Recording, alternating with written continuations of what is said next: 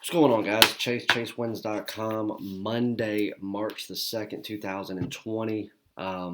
Excited to do this video, man. This is something that we've talked about on a lot of the live shows that people have asked about, and I've told them that stuff's in the works. You know, that's kind of your generic thing you say that when you don't really have a true answer for them yet. Um, and it happened quicker than I thought it did. So we'll get to make a cool little announcement. If you guys want to be involved in it, it's nothing, major where it's going to be life altering. But if you guys want to be a part of it, you can. I know some of you do. And if you don't, it's okay. It's not like you're going to miss out on anything. Um, It'll just be up to you whether you want to be a part of it. So I want to announce that I'm going to give 2 free plays out in this video, both of which I have already wagered on, and some pretty bold predictions to go along with one of those plays. I'm going to post them at 2 different times of this video so that you have to hang around and watch me, but that's why I'm going to give you 2 as a thank you for watching me ramble for a few minutes, because the video is going to take a little bit longer than I want it to, because I'm going to do 2 full recaps. Now, it's still early. It's not even quite 8 o'clock yet, Sunday night. It's about to be 8 o'clock, about 7 minutes till. We have 1 play left on my card today in the NHL that goes off here in a little bit. Other than that, that's the only game we won't be able to recap. Everything else is already played, done, over with, so we'll recap that. We'll come back to the NHL play on Monday night's recap, or Tuesday morning, whenever. And we got to do Patrick's recap. So it was a good day.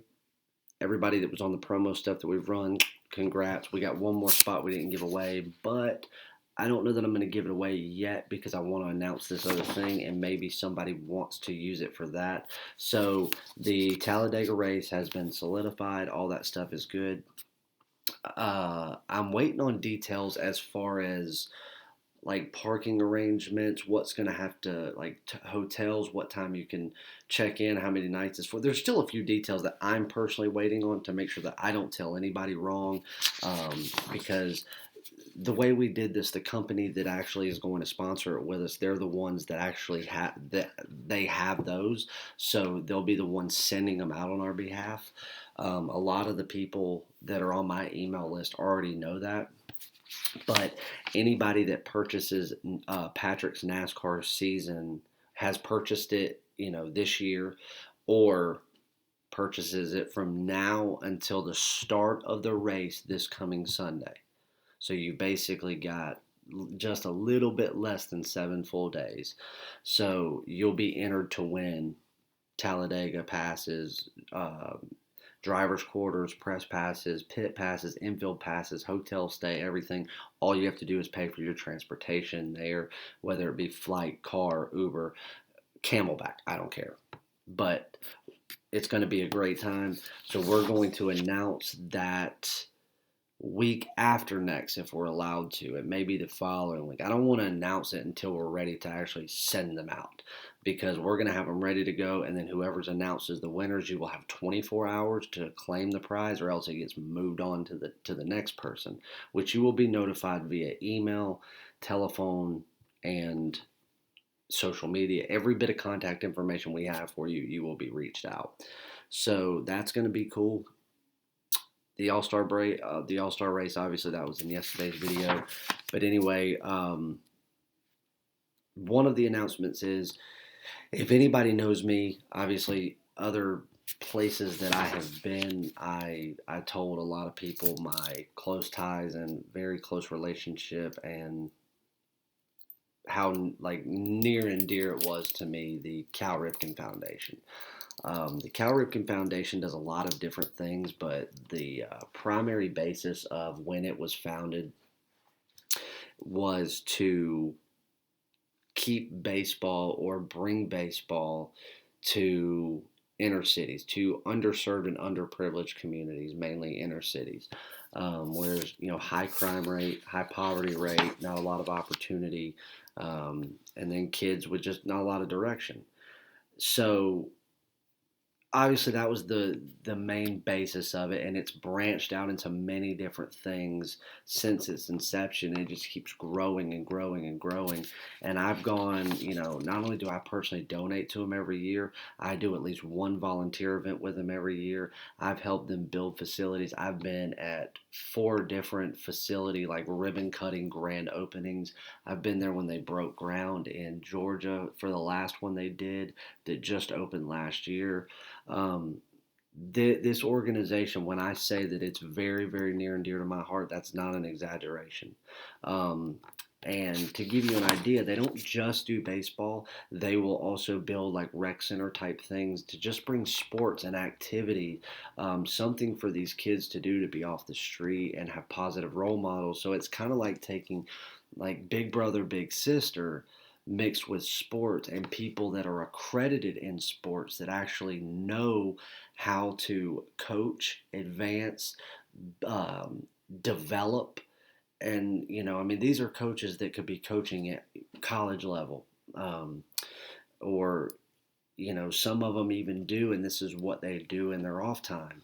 So it's not like they're just going in there with somebody that says, well, hey, I'll keep an eye on them. You guys go bounce the ball around. No, no, no, no, no, no, no. You've got mentors there. You've got tutors there. You've got coaches there. Like, this is really setting kids up for something that they've never, ever had before. The reason it's so near and dear to my heart is because I was one of those kids. Um, I was blessed enough to have 2 good parents, and still do, that loved me, that stayed together, that raised me the right way. But that didn't keep me from getting into a world of shit when I was younger because of the area I grew up in. I am an inner city kid. I am the product of an inner city. You can look at me and say, oh, you just, you're this, you're that, you look like some punk little white. I don't care what you say. I know what the inner city's like. I was born and raised. Never once did I live outside of the inner city until I had kids of my own and bought my first house. I was a statistic. I was a statistic until colleges came with papers saying, hey, we want you to be able to throw that ball and swing that bat. That was my ticket. That was my ticket out. And before I even was old enough to graduate college, I had bought my first home.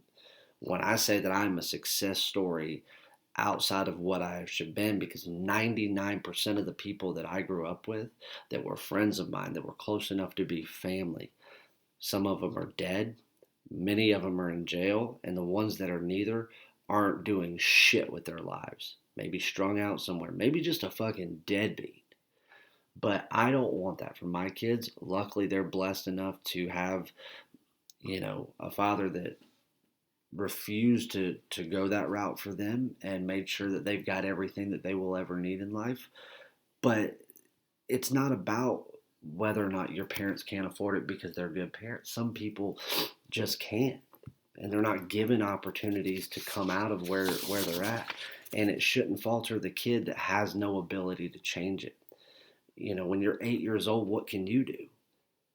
And some of these kids are some of the most talented kids you would ever meet, just God given raw talent that you'd never know, because who's to bring it out of them? They're in an area that doesn't train them up. They don't have AAU teams. They're, high schools are underfunded and underserved, and, a lot of them don't have baseball programs in inner cities. You got to go to a private school or somewhere out in the suburbs. So it's doing all that. One of the things that they did was start up a program that they partnered with Major League Baseball on called RBI, and that's Reviving Baseball in Inner Cities.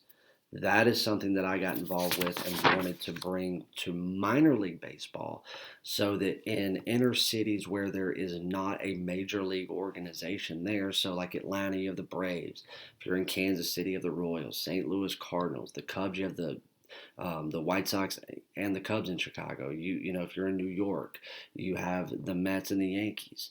Well, if you're in Charlotte, North Carolina, you don't have a major league team there. So there's just so many inner cities that don't get that opportunity with baseball and that type of engagement with a team and players and role models. So why not bring minor league into it? So through a lot of discussion and a lot of thought and a lot of ideas and a lot of money being talked about back and forth. That's something that we're going to do. Now, Cal Ripken Foundation is going to be opening up 2 more facilities that they're already working on. They're going to be launching another program, one of which is this, that I'm hoping that if everything works out and I can show my commitment to, which I already know my commitment. They let me help do whatever I want to do, be involved in whichever way I want to. I actually want to be on the board of directors of this. I want to be one of the ones that helps run it. That's my goal. I'm not there yet, but what we want to do is the Cal Ripken Foundation. I talked to them about how much money they need to complete one of the projects that I want to have firsthand and that I'm already going to donate to, whether you guys do or not. So don't feel like you're obligated to do anything. I'm going to donate. But what I'm also going to do, because we can afford to do it because it's a tax write-off, so it's not going to bury us in a hole to where it would not be a good business decision. Because as much as you want to donate, sometimes you have to do that on a personal level. It's not smart for business because you still have to be able to run a business. I'm going to match every donation dollar for dollar on behalf of Bleacher Bum, which is my company that does the podcast and is launching a lot of these sponsorship stuff that you see on the back end. ChaseWins.com and CW Sports Consulting, and then as well as my consulting firm that I've owned, Pinnacle Consulting, for a long time. All of those are going to match dollar for dollar what you guys spend. So the goal is they needed $40,000 in one leg to complete it. They know how they're going to, so it's $120,000 basically, $40,000 from 3 different legs. I want us to take care of one of those legs.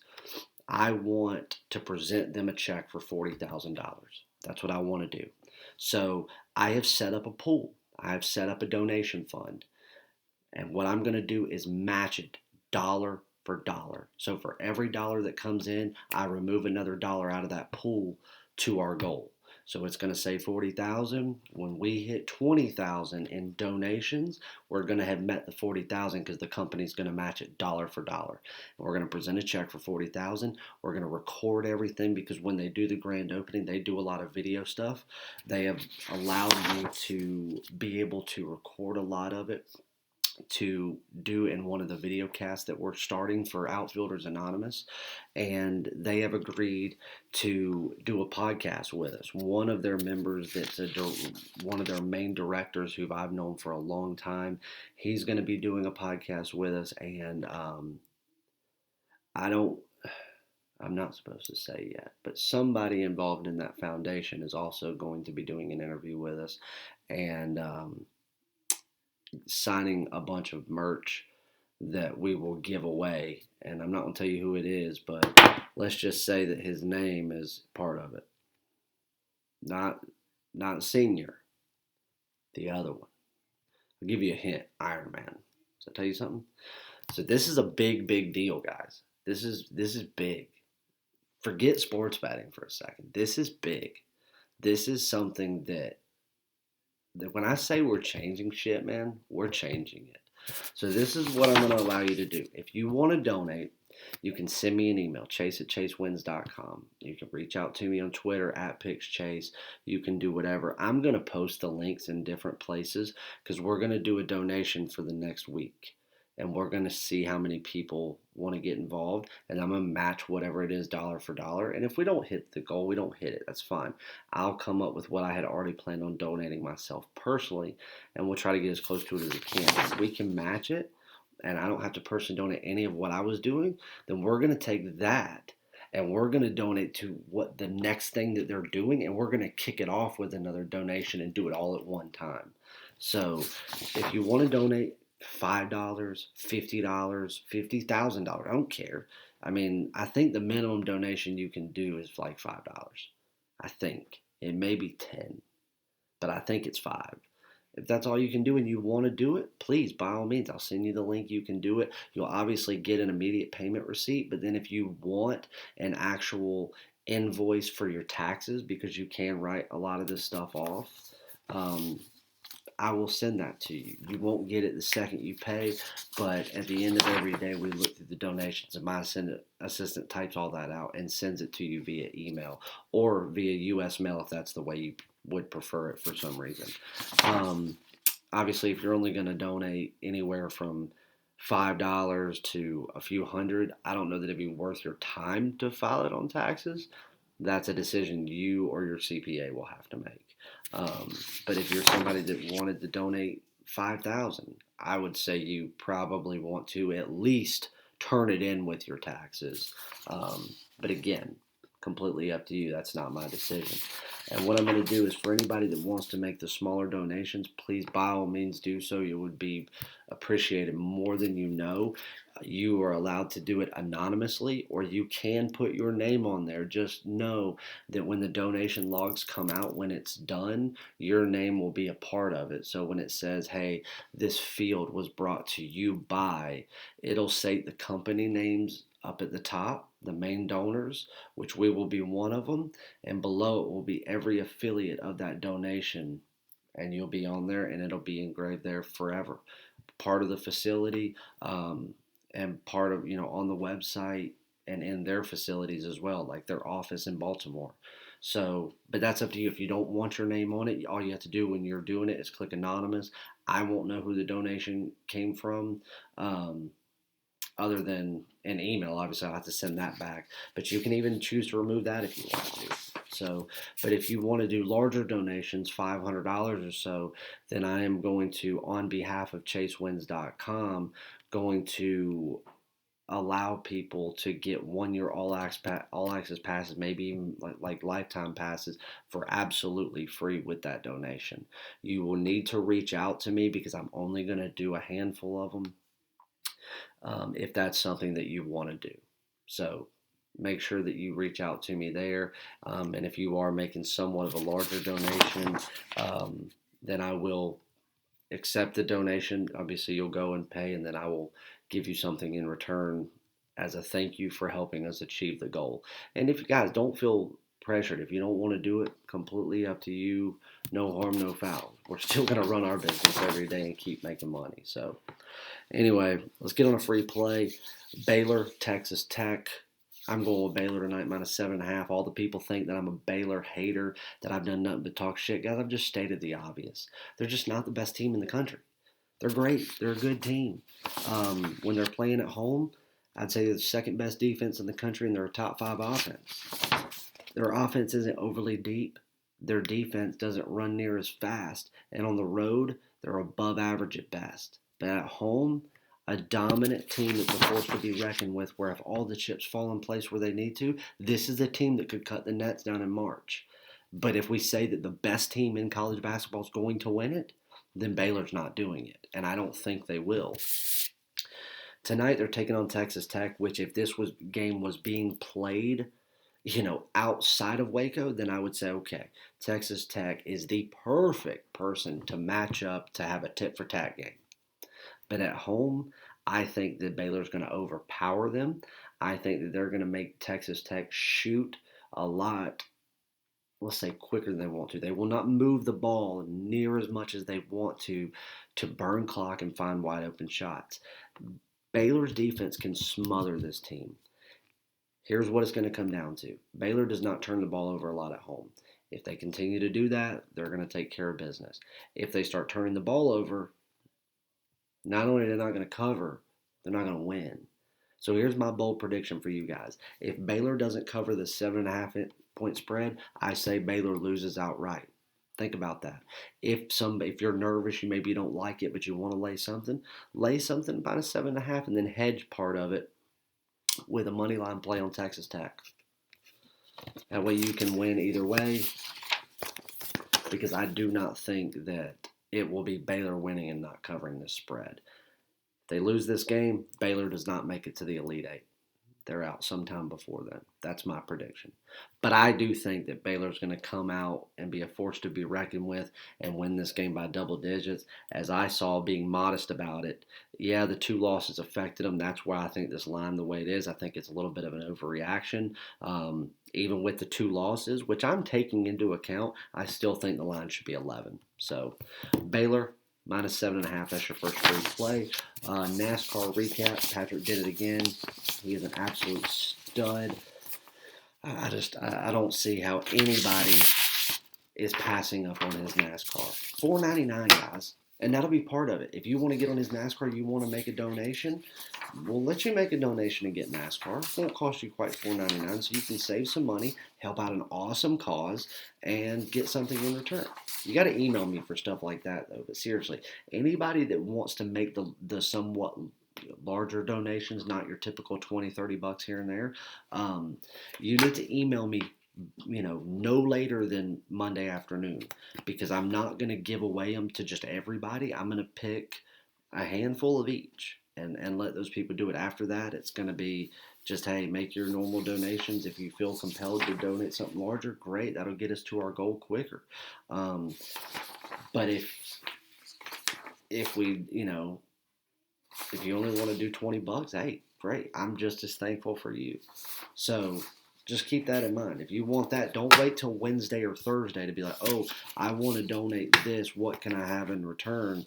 Because we're going to allow people to get stuff for like a quarter of what it should be. But again, that's the first handful of people, though. So, if you wait, they're already going to be spoken for. Plus, when this donation is met, it's not like we're going to keep taking in more for it. We'll have to set up stuff with them to start the whole process over again, which doesn't take, it's not that big of a deal. We can most certainly do it, but, the other one probably won't happen for another 90 days or better, depending. So if you want to be a part of it, guys, please, please, please reach out. I would be honored to have you guys a part of it. So anyway, Auto Club 400, Patrick's race card. He had 4 head-to-head picks. Chris Bouchier over Ricky Stenhouse Jr. minus 140. Easy win there. Kyle Busch over Martin Truex Jr. Kyle Busch was a nice winner there. Finished second. Tyler Reddick over Ross Chastain. Tyler Reddick was minus 125. A nice winner there. The only loss he took, and it was close, had it not been for that late scuffle through the middle of the pack, he would have had this. I mean, Blaney having that late bad luck there with the tire. I mean, you got to think, this dude's literally like just a handful of laps away. Like a caution, one restart, and a tire from winning all 3 of the races so far. And Patrick's been high on him. So he had Ryan Blaney over Chase Elliott, but he had to end up leaving going into the last lap, or going into the last lap. He actually had to pit due to a tire, and he knew that, obviously safety was a big thing. Plus, he didn't want to, ruin an entire car. It wasn't what it needed to be, and he had to come off, so he ended up finishing a lap down instead of inevitably taking second. If not, he probably would have taken first had there been any type of caution whatsoever. Because I do think that overall he was the best driver on the course today, and so did, that's what Patrick kept saying. So we did drop that one, but 3-1 in the head-to-heads. Race winner prediction was his dark horse today. Every race he picks a long shot dark horse to win the race. Alex Bowman plus 1,000, a winner. And what was funny is he was telling me this whole week when we were looking at odds, I was like, the whole world seems to be on Kevin Harvick. What do you think? He said Kevin Harvick doesn't crack the top 10. And I was like, well, I said, well, obviously I know that Vegas doesn't know what they think they know. I said, but, Vegas is all over Kevin Harvick. He's the favorite by far. I said, and, you look at any article or any, NASCAR expert. I said, even you listen to former racers that are now broadcasters and analysts. I said, they're so high on Kevin Harvick. He goes, well, he said, that's fine. Kevin Harvick, is good at that track, but he's not going to be good this week. He's like, I don't care for the chassis that he's doing with the race package. I don't care for what their crew's been doing. He's like, and I do not think, based on the way he's been driving, his form of aggressiveness is not going to work out here. He's like, there's just too many young gunners right now that'll eat him alive. He said it wouldn't surprise me if Kevin Harvick doesn't finish the race. He told me that his prediction was if he cracks the top 10, it'll be due to a late caution. Otherwise, he'll finish somewhere in the top 20. He said that he wishes that he could bet his entire year's salary on just a bet with Vegas that he wouldn't finish in the top 5. He ended up finishing ninth, but again, there were some people that kind of went down there, so it was kind of manufactured as to how he finished in the top 10. But all these experts everywhere, thought that Kevin Harvick was it. Um, his favorite was actually Jimmy Johnson and Blaney, but they were both. Blaney was plus 1,200. Jimmy Johnson was plus 1,600. This is Jimmy Johnson's home track. This will be the last time he ever races Fontana, so he wanted him to win at number one, number two for the price. I had actually thrown some money on Matt D. Benedetto, kind of our guy. A little hint. Remember what I told you about a little something? He was plus 5,500, so really good value there because he stayed in the top 10 a good portion of the day. So you got to pay attention to this stuff, guys. No, you don't. Just buy Patrick shit. But anyway, Alex Bowman plus 1,000. Obviously, like I said, Blaney and Johnson were who he was high on as far as the people that he thought was likely to win. Out of any of the people unlikely to win, getting value that shouldn't have been there, his was Alex Bowman, and he won the race. So that's 3 races in this season, and he's got a race winner on every damn one of them. So he is now 9-1 on head-to-head picks and has a race winner in all 3 races. What more do you want, guys? $500. You'll make your money back in the first race, and you'll prevent spending almost $3,500 to get a race card every week for the rest of the season. Pay $4.99 once and get it. Or send me an email. We'll do some donation with the Cal Roofing Foundation, and then we'll get you on something. Baseball. We're going to do everything. Baseball, NASCAR, next year's football, 1 year all access pass, 1 year of top plays, 90 days of top plays, 1 month passes. I'm going to do a 6-month pass for this one time only. I'm doing everything. So jump on. All right, another free play. I'm getting out of here. Sorry for the long video, guys. This is one that may end up biting me in the ass, but I got to take it. I'm taking, oh, God. I almost don't want to give it to you guys. I've already bet it. But, I mean, I could easily go hedge it if I wanted to. I'm going to give this to you guys as more of a lean because I did bet it small for now. I will go heavier on it tomorrow if it becomes a premium play, which it most certainly has the ability to, but I got to lay the points with Duke. As bad as I hate to, I just feel like Duke's going to finish strong because let me tell you something. Look at the way North Carolina played them at home.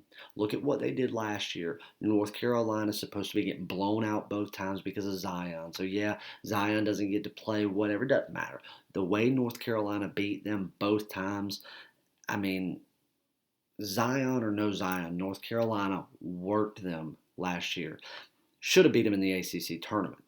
Should have been 3-0 clean sweep. North Carolina has had their number recently. Well, they've got to play them next Saturday for the regular season finale in Cameron. It's kind of a revenge. Even though Duke won the game in Chapel Hill, it's kind of a revenge for the fact that Duke got slaughtered in that game. Any way you want to cut it.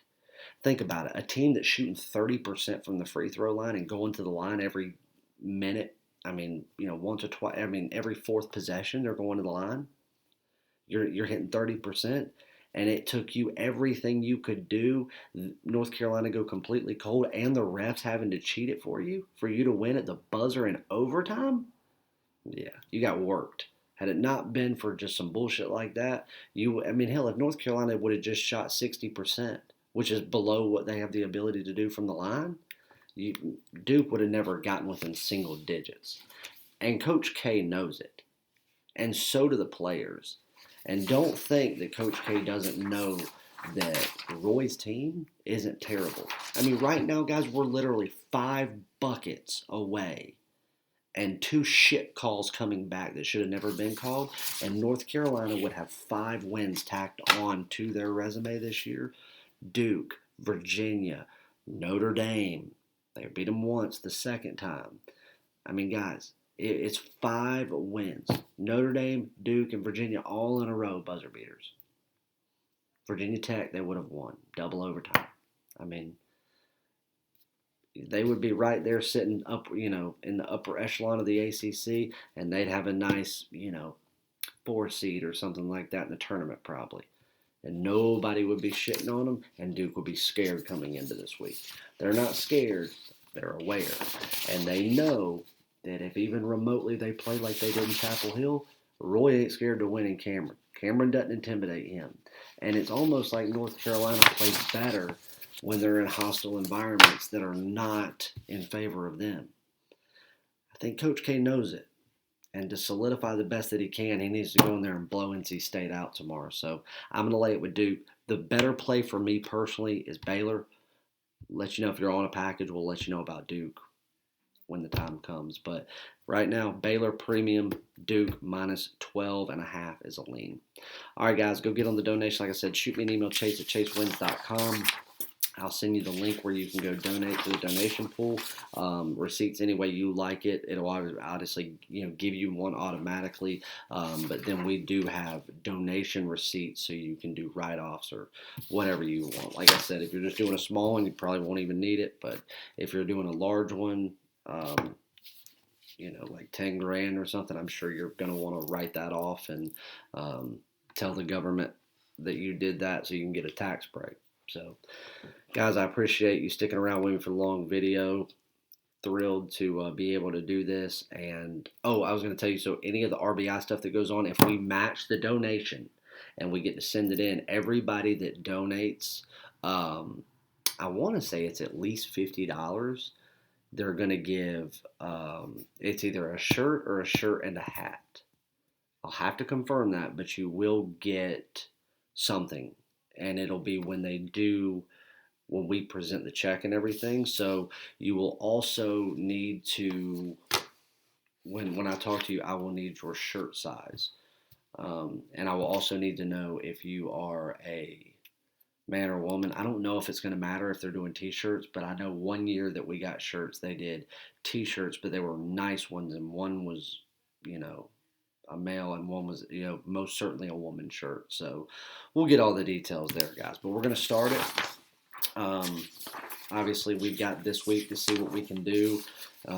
Whatever we hit, we'll donate. If we don't if we don't meet it, I'll match what I can personally, and we'll go from there. What would be fucking crazy is if we could go out there and get 20 grand in a day, match it 20 grand, and actually be 30 because then I'm going to match it, and then it'll make it 40. But do it in one day, I think we would set a record for what that foundation gets, and who knows what I could convince them to give us in return. And I'll give everybody details for the facility that we'll be giving to. There'll be a event that you're welcome to go to if you want. The Iron Man himself will be there as well as his brother Bill, and it'll be a cool time. But that'll be up to you if you want to come. So, all right, guys, thank you so much. Chase@chasewins.com if you need me. We finished off the week strong as always. Kicked off the month strong. And this is our last month with no baseball, guys. Last month with no baseball. We might have a couple of plays there at the very end because of opening days and stuff, but I'm very, very picky on those. But just think, come April, we've got baseball all month. And that goes all the way until October. Oh, it's a beautiful thing. So my goal is we're not going to lose a single day this week. We're going to profit every single day. We're going to profit at least 25 out of 30 days this month. Make sure you jump on. Love you guys. See you.